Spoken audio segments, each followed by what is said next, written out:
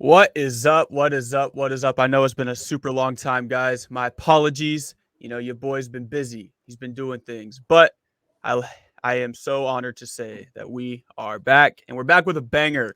Joining me today is a native of Monroe, Louisiana, a former Auburn Tiger and former cornerback for the New England Patriots, Denver Broncos, and Chicago Bears. Jonathan Wilhite, how we doing, brother? I am great. How you doing, man? Blessed, and highly favored as always, my brother. With that being said, that's just going to take us right into our first question. What's it like growing up in the boot? Tell us about your hometown. What makes it so unique? Uh, my hometown, man, is first of all, it's the country. It's the country, and I mean, it's a football haven, man. The high schools around the area that's serious. They're real serious about sports, and it's something that I grew up in, and the competition was instilled in me young. So, I mean, it's just a place where athletic ability is being processed at an early age here. That's awesome. So, what were some things you did growing up? Like, when did you first, I guess, fall in love with the sport of football? And what were some things you did that helped you stand out? And eventually, at what age did you realize that you were a little bit better than everybody else? Um, I realized I was gifted in probably around the junior high age. I got taken out of football a lot by my mom because I couldn't keep up with my grades. So I felt like it was a blessing from God because it was helping me become a student athlete, and getting me ready for my endeavors in the future. I realized around junior high that I was a little quicker and I was a little faster, but I still had security issues. So I mean, it just kind of progressed as I went every year by year. And I mean, even all the way up to the NFL. I mean, it just was like, it was amazing. It was like a dream. I mean, I woke up and I was faster. I woke up, I was stronger. So I mean, it was it kind of started in the junior high area and it just progressed as it went. Yeah, in high school, you balled out as a wide receiver and running back. When did you flip to the defensive side of the ball? Was it a welcoming decision to flip to defense? And was that a difficult transition? Oh, I was heartbroken. I really transitioned when I got the scholarship to junior college, Butler County Community College in Kansas.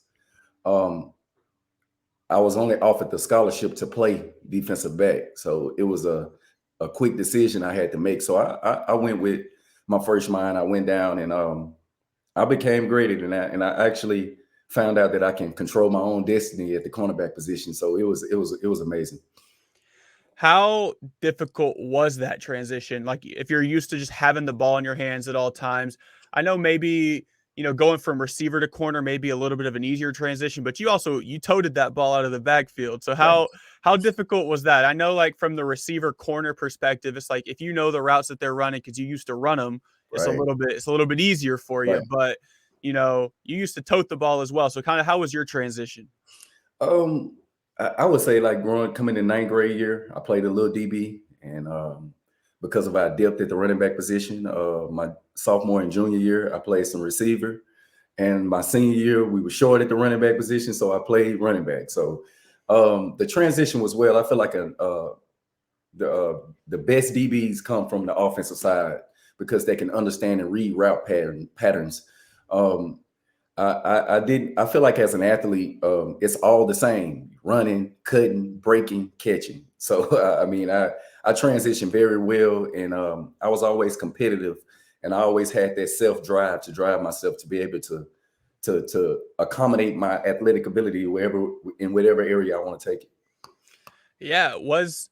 So the biggest difference obviously is you're going from getting hit to laying the hits. How Right. was that? Did That you was awesome. appreciate you That love was that part? awesome.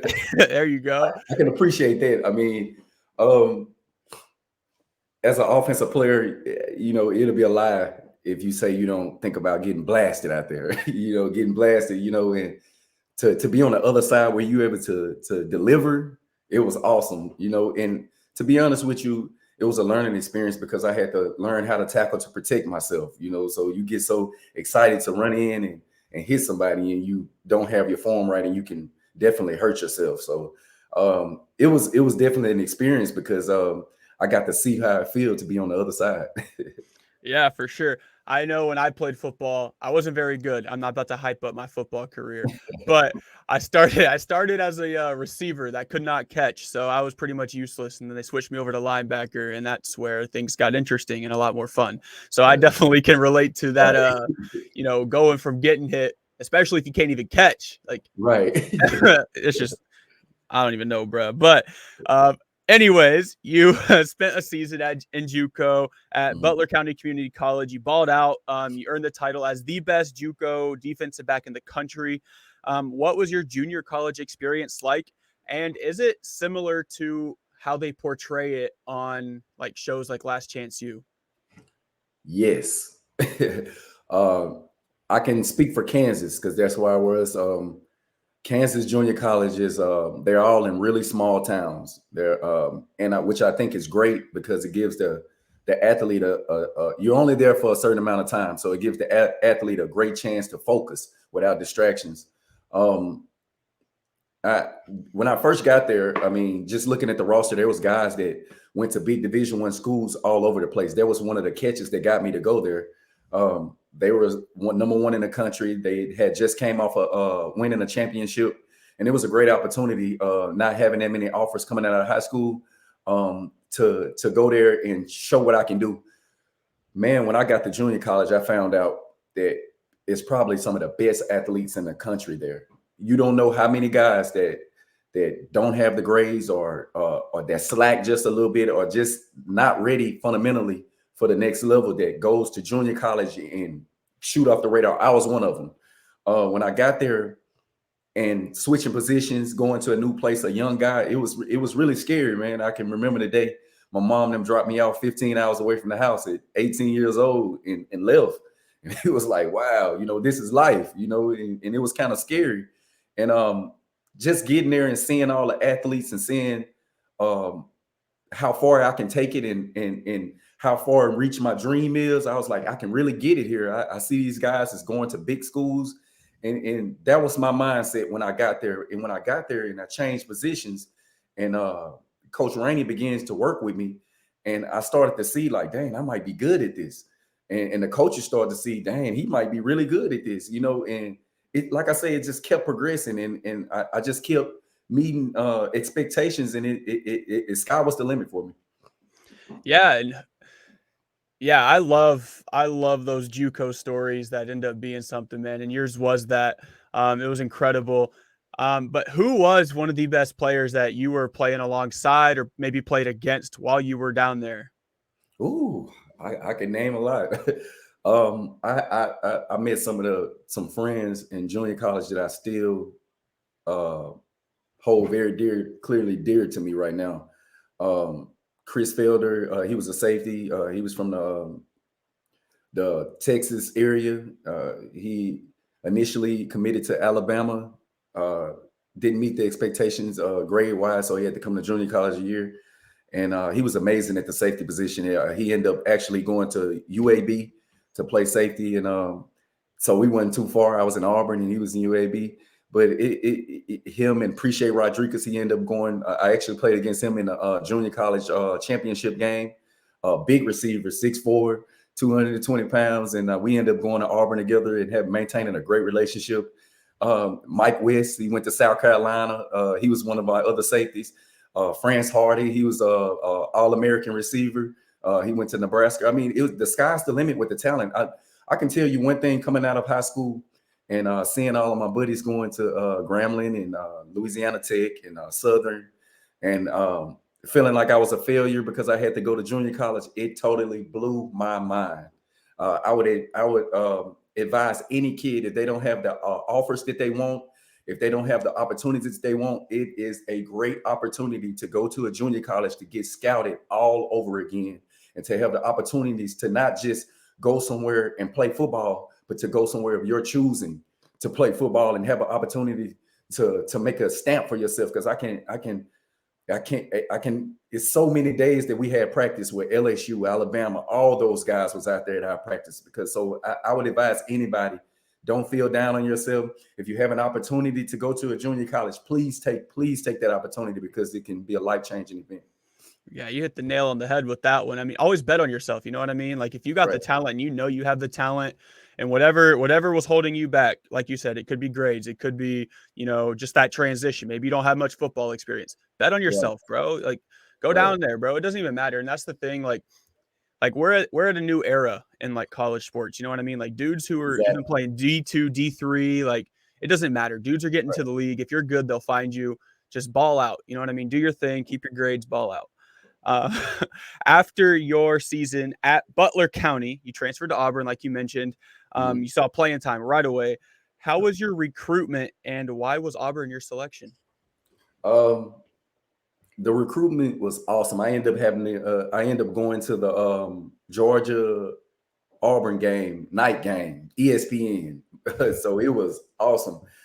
Um, Sitting in that stadium and in the recruitment section, and they putting the jumbotron on me, and just showing how much that I was valued for their program. It was awesome. Um, they showed me so much love. They came back and forth to Butler. They at first I was actually committed to Oklahoma State. I had a few more classes to take at junior college. The way it works is the Big 12, you have a certain criteria you have to meet.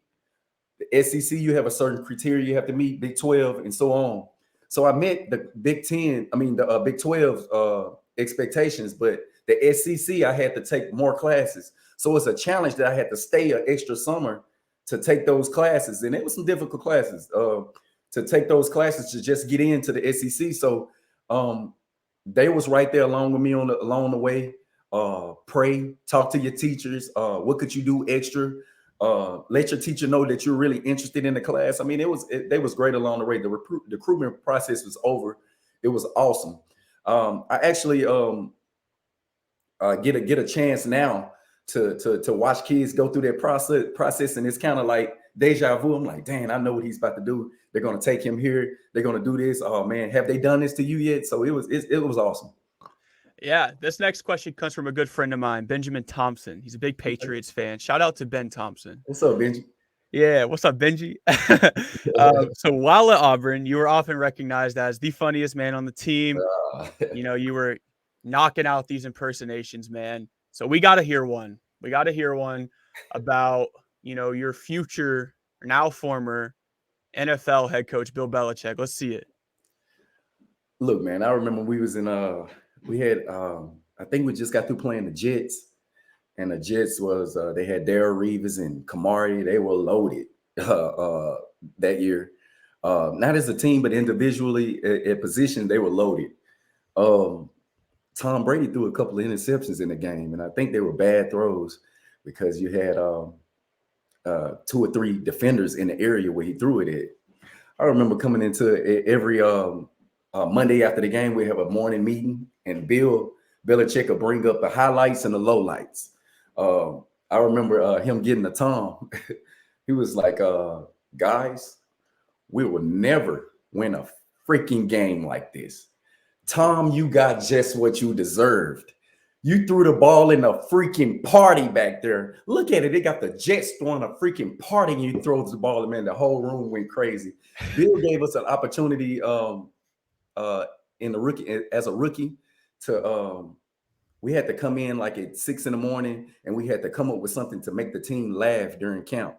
So he gave us plenty of opportunities to imitate him and to try to make him laugh, and it was a hard task, man.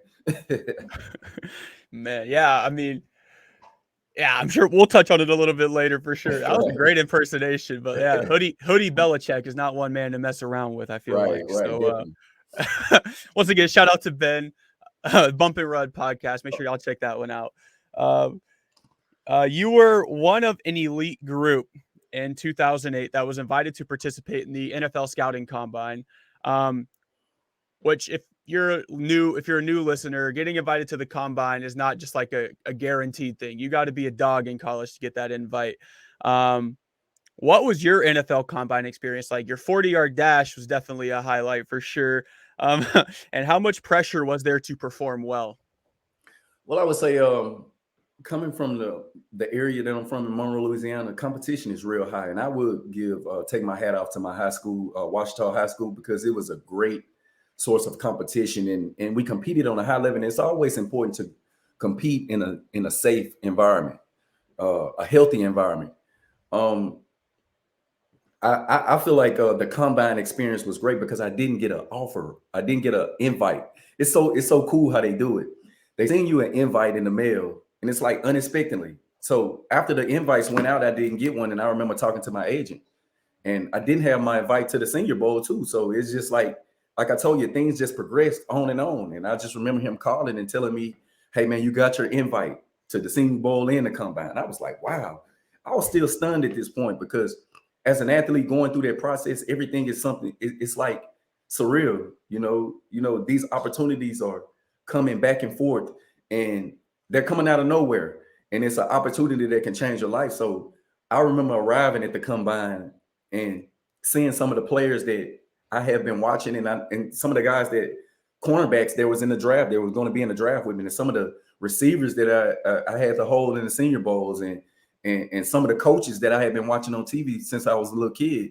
And that's when I started to know that I was going to another level as far as going like on the outside, the edge of the NFL. Like, hey, I'm almost there. I have a chance. Getting that invite to the combine just gives you a big chance to put your athletic ability on the big stage. I remember arriving there, and man, the process is so thorough. I mean, I want your height with your shoes off. I had my dreads, so they're going to part your hair down the middle, and they're going to bring it all the way down. They want to see your body fat.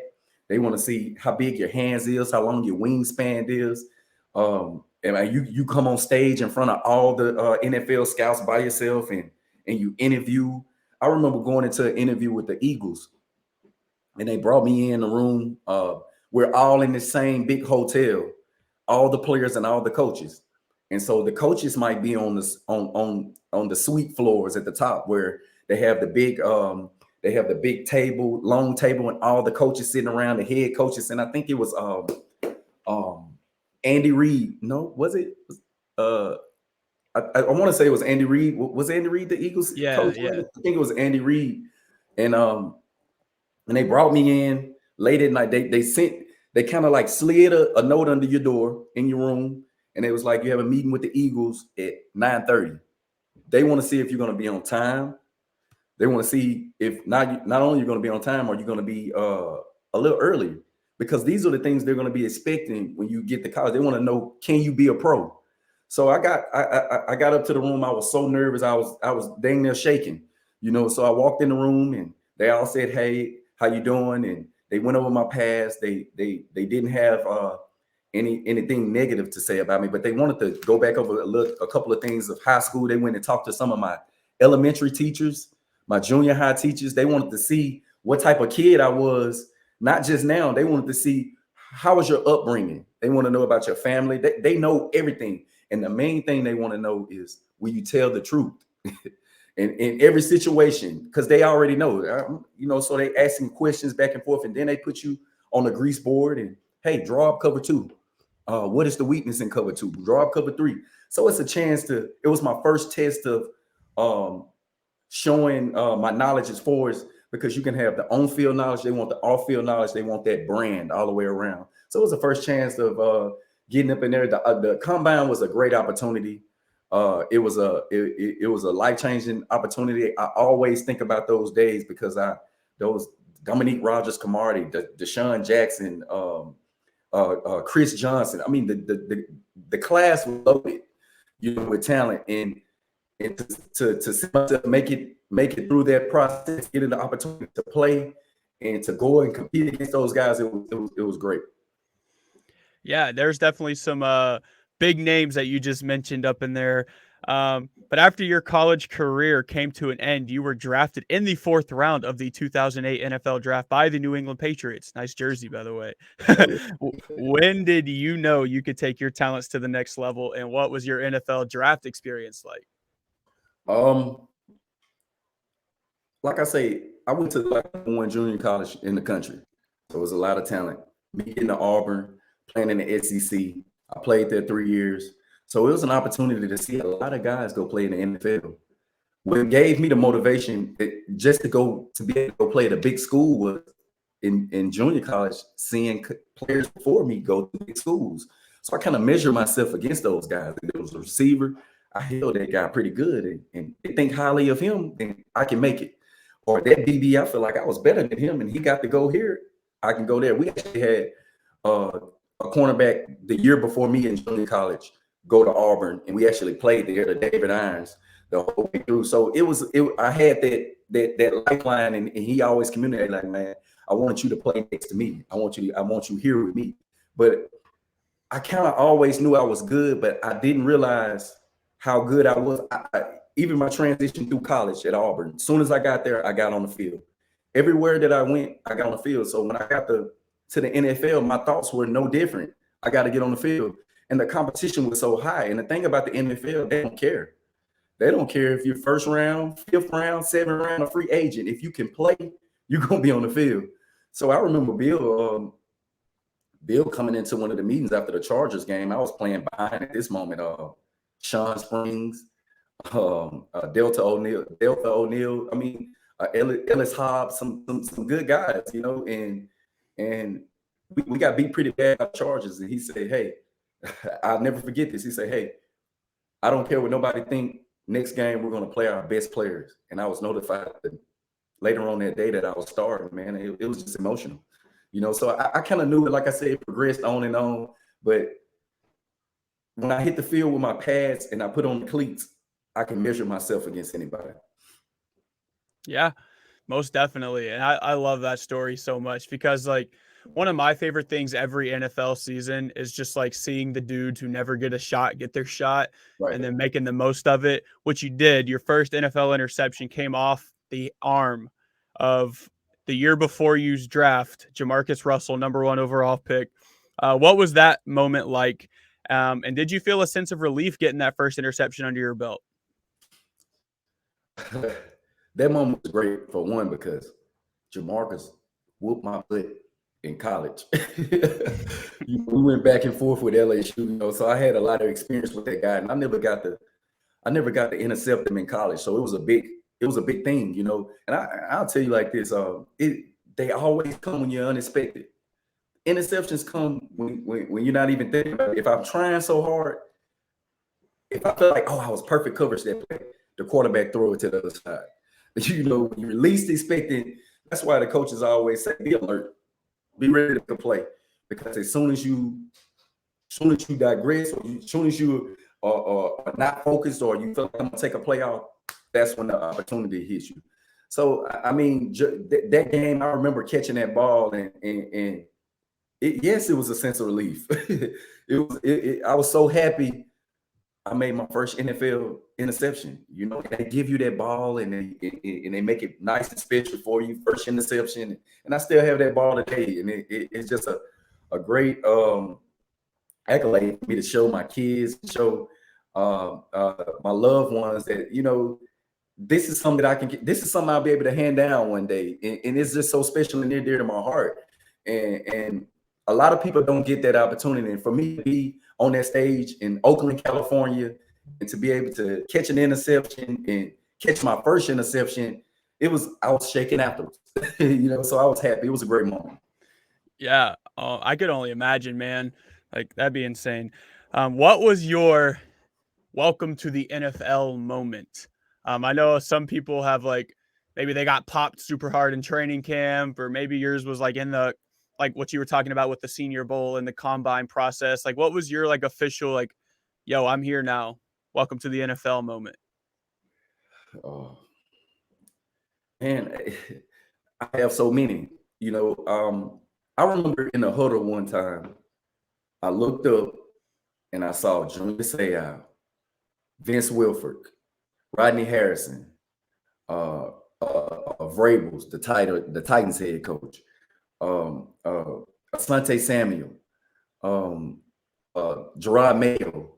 I seen these guys, and you know, I always I tell my mom, I was like, Mom, my helmet hid a lot of tears, you know, and it was because of those moments like that, like Junior Seau.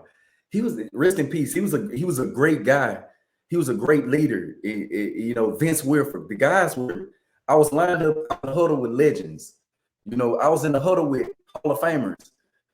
So those moments like right there and walking into the locker room my first day in New England and sitting in my locker like a kid and scared. Tom Brady walked past my locker and was like, "What's up, Jonathan Wilhite?"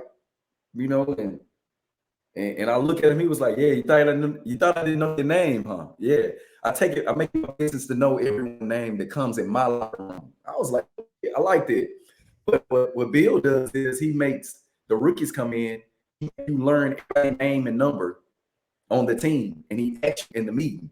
He'll call you out sporadically and like, "Hey, Jonathan Wilhite, what's this word from number?" And if you don't know it, it's punishment for it. And I think that's a great thing because that's why Tom knew who I was. So, I mean, it was a lot of moments that defined like, "Hey, man, now hey, you're here." I can go on and on about it, man. Yeah. Yeah. And, speaking of Vince Wilfork, what was it like playing on the same team as not just Tom Brady, the greatest athlete in the sport of football? And also, kind of what was like playing with Vince Wilfork and learning under a coach like Bill Belichick. I mean, you just listed a star-studded group of Yeah. names there, and you got to play alongside them and learn from them as a young player in the NFL. What was that like? Yeah, just kind of tell us about it.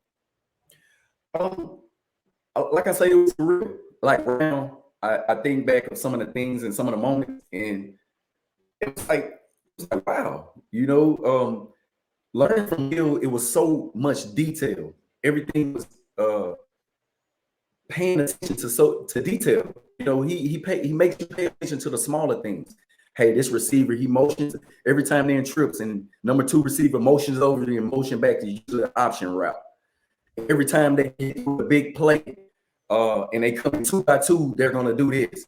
I mean, he opens your mind and elevates your mind to a point where you in the game. Okay, he's motioning over in trips.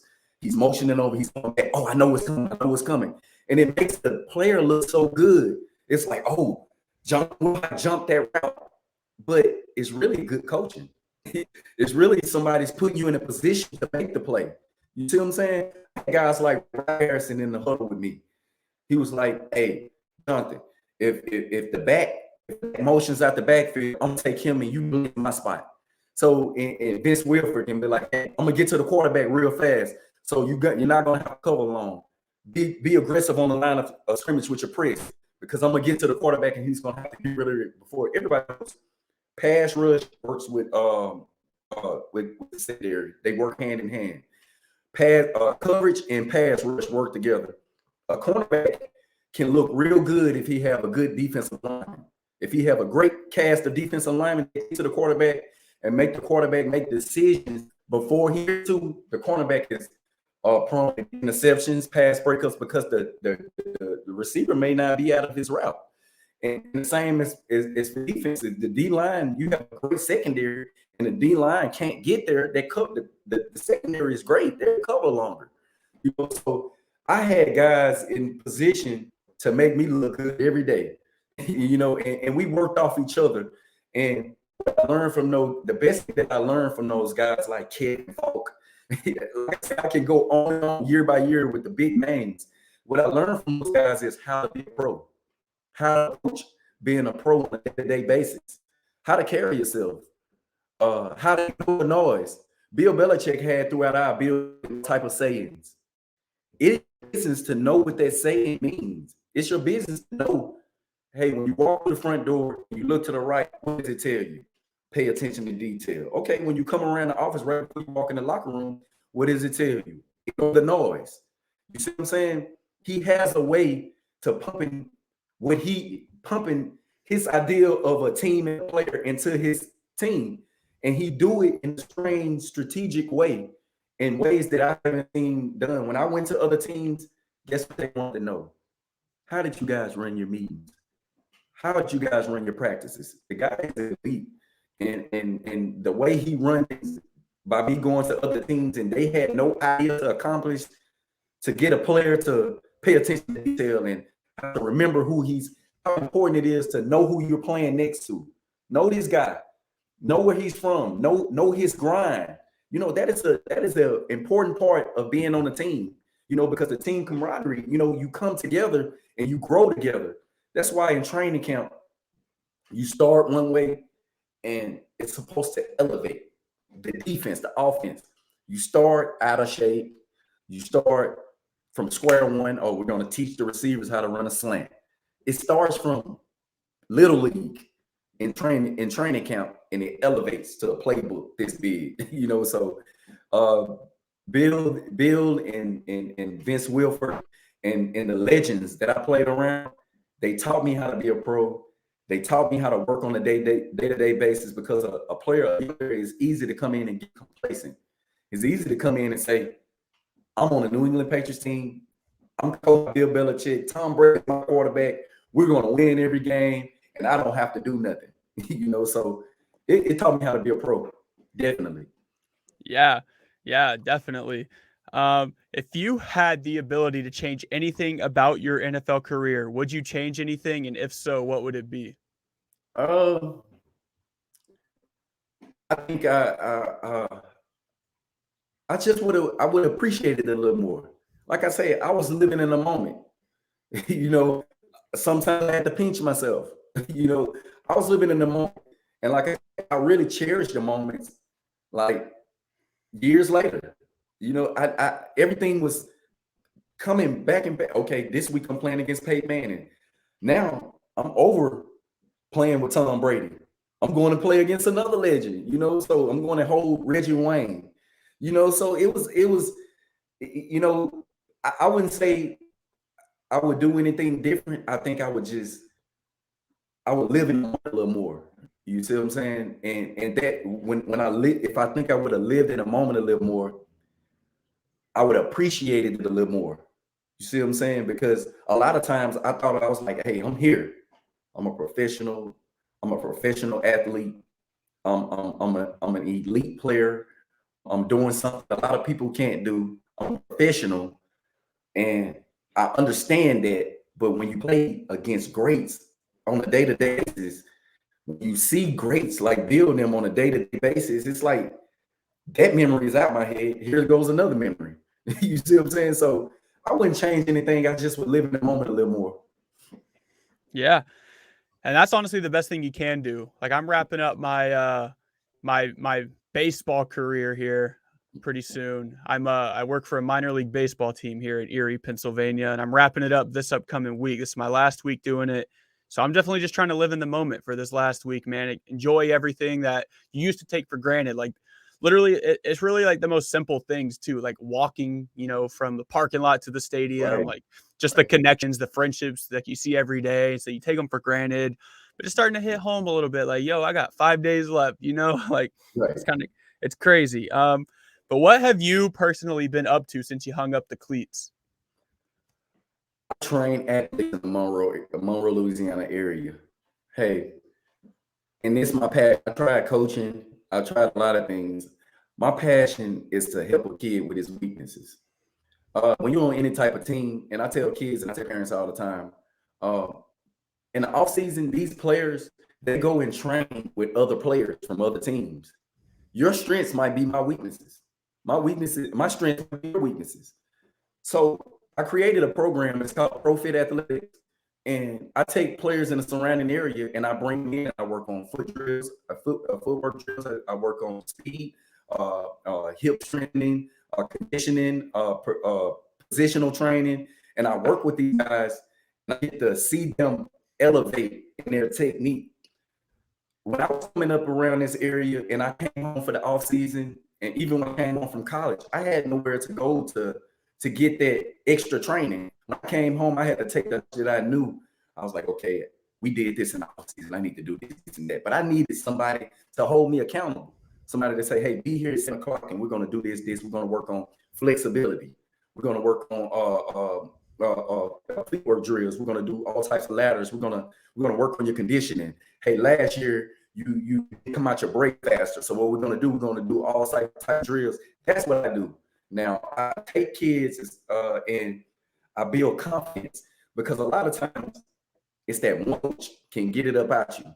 And it's that one coach knows the methods or knows the tools to bring out the best of you. And I try to give that to the kids. I try to get back to my community on a day-to-day basis by showing my face and showing presence and show them that like these guys like Tom Brady, one time they was you.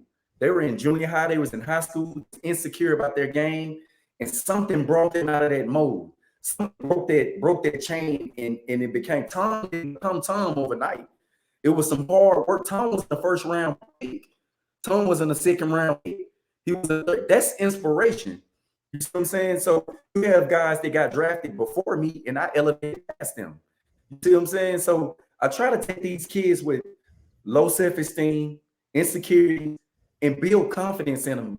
Once you build confidence in a player, sky's the limit. And I'm a witness because it's time I was insecure about my game, and just being around certain people made me want to compete to the highest level. And you get so complacent when you compete against the guys that you practice with on your team. And it's good to go around somebody like right now I'm interviewing with you. You know, it's a face that I'm not familiar with, and it brings out the best. You see what I'm saying? And I'm training with somebody that I don't know. So I have to bring my A game. You see what I'm saying? I don't want this guy to be like, hey, you know, he look like he hasn't been trained right. So I want to bring my A game. So right now I'm doing that for kids. I'm helping them focus on their weaknesses. I'm helping them hopefully extend their futures in the game, and hopefully get their school paid for while they're at it.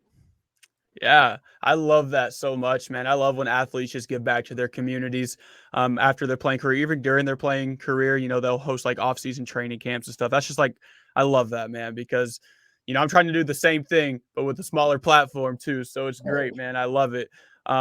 Yeah, man, because it's just like, that's kind of just, you know, you want to get back to where you came from because, you know, that's where you got it from, you know? Right. So, one last question for you, Jonathan. I appreciate your time today and all the great insight you've given us so far. What is one piece of motivation that you could give to anyone who's listening? Grind. No matter what it is. My business, Profit Athletes. I even tell my daughters, I don't have sons. So I tell my daughters, you can be you can be profited in anything. You can be a nurse, a doctor, lawyer, you know, sports. I even preaching to my kids, sports is not for everybody. You know, get your paper, get your degree. And what I would tell athletes is the best advice I wish somebody would have gave me is start investing in after football. What do you want to do after football? You know, because we all know it's not forever. You know, so you can't, like I say, get too tied in, and you have to, as us as athletes, we're great at it. You know, so we kind of focus so much on it, and it's like sometimes you think like, am I even great at anything else? Because my life revolves around football. You see what I'm saying? So my advice would be to start thinking of life after football and what you do, and start investing in it. You know, because it'll be a smoother transition when football is over. Nobody wants football to be over. You know, and it's something that happens. So, and you just want to be ready with it. A lot of players don't do well after it's over with. It's because they hadn't planned for it. It's because they thought it would last forever. You know, I tell people, when I tell my kids all the time, I remember going to the rookie symposium in San Diego. Every drafted player had to attend. It was mandatory. It was a week-long seminar. Carter stood up in the event and he talked to us. He told us, hey, the NFL don't care about you. And everybody had the big eyes, and we're like, what? They don't care about you at all. They care about the brand. And as soon as you do something to hurt the NFL shield, they're going to get you out there. So with that being said, it's to carry yourself like a brand, like Nike and like Adidas. Because when a player is signed by Nike and they do something that Nike don't agree with, or they get themselves some trouble, you know what Nike's going to do? They're going to pull that contract out the way. And it's the same the NFL going to do. They're going to pull that contract out the way. So that goes with who you're around on a day-to-day basis. It goes with be around people that's just like you, that's trying to grind and just trying to be something. That's when you're out and you see somebody or you're thinking about drinking and driving, hey, I can't do that, because that's going to hurt my brand. I can't go to jail because that's going to hurt my brand. You see what I'm saying? So I feel like carrying yourself like you're that brand make you a lot more successful because it puts you in the better opportunities everywhere because people want the clean person. No arrest, know how to carry themselves in public, know how to speak. They want the people that's going to make their brand look good, So it's nothing personal and it can't be anything personal with you. You just got to carry yourself like that brand. I would tell everybody to chase your dreams. Remember, everybody that's successful was in your shoes one time. They was in high school and didn't know what they want to do, or they made it through college and they still don't know what they want to do. It's a process to anything. So I would tell everybody to keep grinding, keep fighting, and keep doing it the Patriots way. Yes, sir. Yes, sir. I love it. Thank you so much, Jonathan Wilhite, for hopping on the show today. Former New England Patriots, current fitness trainer, man, getting these kids better out here. I appreciate you so much for hopping on the show today, and I wish you all the best in your future endeavors. Thank you so much for this opportunity. Thank you for bringing me on your show. I wish you so much success, and it's going to be great, man. Sky's the limit for us both. Yes, sir. Yes, sir. I love it. God bless, my brother.